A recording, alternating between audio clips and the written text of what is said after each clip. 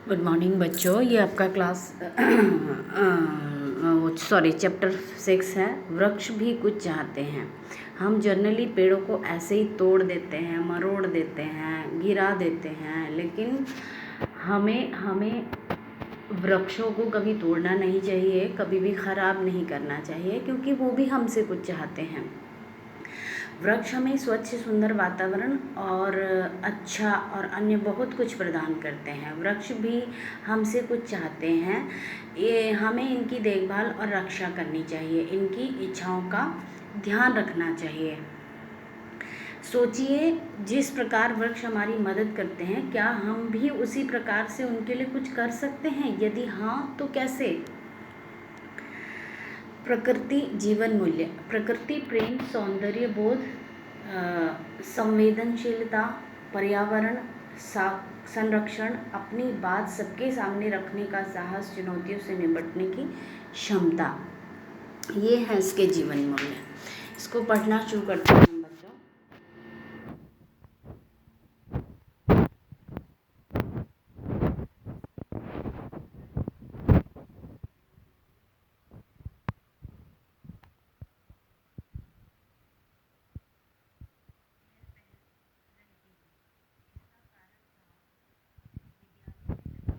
एक छोटा सा मैदान।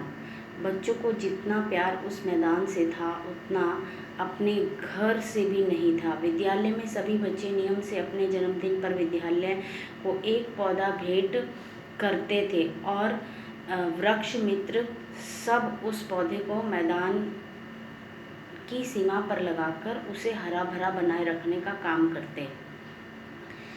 इस संघ के छात्र अपना काम रविवार को करते थे। हेडमास्टर जी और अध्यापकगण बच्चों को उत्साहित करते रहते। मैदान सुंदर वृक्षों से भर गया था। कुशाग्र थोड़ा बड़ा था, वृक्ष मित्र संघ का अध्यक्ष था। एक दिन कुशाग्र और उसके साथी मैदान में खेल रहे थे। अचानक एक बड़ी कार मैदान के पिछले दरवाजे पर आकर रुकी। उसमें से दो मोटे मोटे आदमी उतरे। उन्होंने कीमती वस्त्र पहने हुए थे। वे बिना किसी की अनुमति के मैदान में घुस आए, चारों ओर निरीक्षण करने लगे। बच्चे उन्हें देखकर डर गए। बाद में पता चला कि वे शहर के बड़े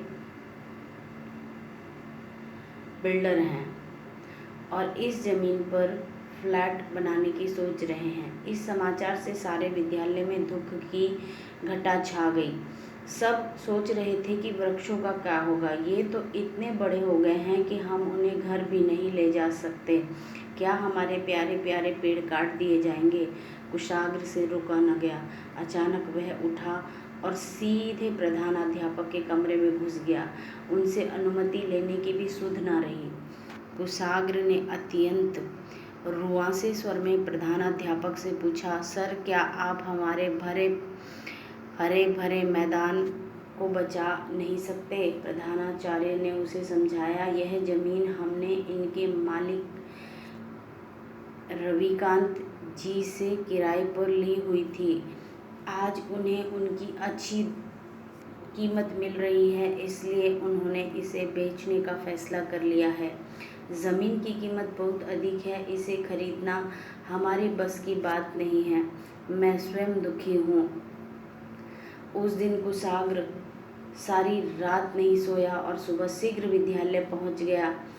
वह एक एक वृक्ष को ध्यान से देखने लगा, मानो उसमें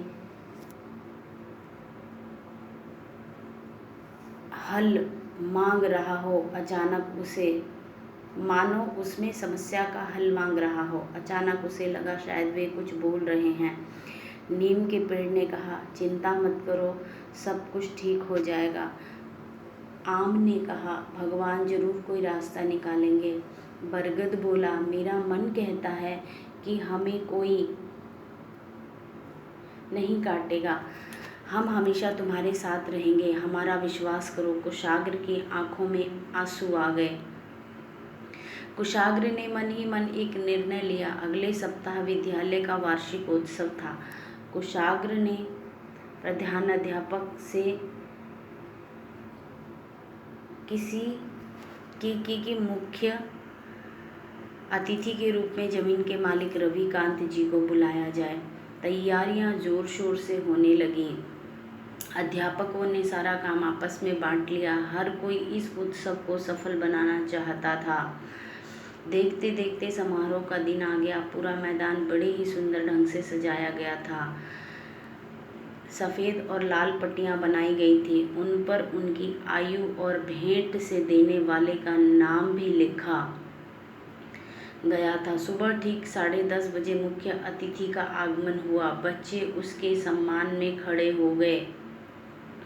प्रधानाध्यापक जी ने उनका स्वागत किया। उनको प्रशंसा में भाषण देते हुए उनकी ज़मीन का मैदान के रूप में उपयोग करने के लिए उनका धन्यवाद दिया। कुछ सांस्कृतिक कार्यक्रम आयोजित किए गए।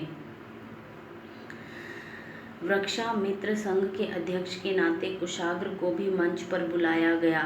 प्रधानाध्यापक जी उसकी प्रशंसा की तथा मुख्य अतिथि से उसे शील्ड प्रदान करने की प्रार्थना की।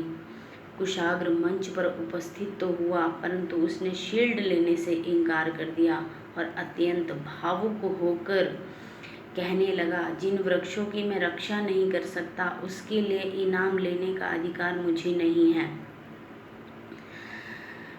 ये दुखी हैं और अपनी रक्षा में असमर्थ हैं। इन्हें इस दशा में छोड़कर मैं अपनी सफलता पर गर्व कैसे कर सकता हूँ। इसके बिना हमारा विद्यालय वीरान हो जाएगा। कृपया आप अपनी भूमि किसी को न बेचें।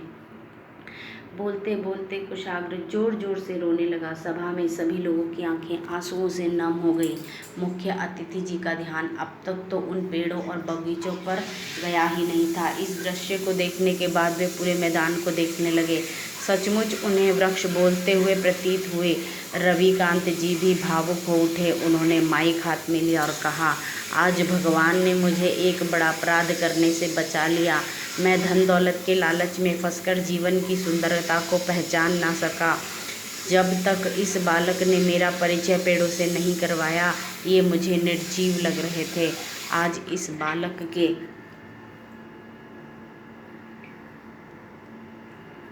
आंसुओं ने मुझे विश्वास दिला दिया है कि इन वृक्षों की भी अपेक्षाएं हैं, इच्छाएं हैं। वे जीवित हैं और उनमें जीवित रहना चाहते हैं। मैंने भी आज इनकी भाषा को पढ़ना सीख लिया है। मैं वचन देता हूँ कि मैं अपने ज़मीन किसी को नहीं बेचूंगा। मैदान तालियों की गड़गड़ाहट से गूंज उठा। पेड़ खुशी से झूमने लगे। पेड़ों ने आपस में एक दूसरे को बधाई देकर कहा, चलो कुछ मनुष्य तो हमारी भाषा समझते हैं। तो ये आपको लेसन पढ़ना है बच्चों।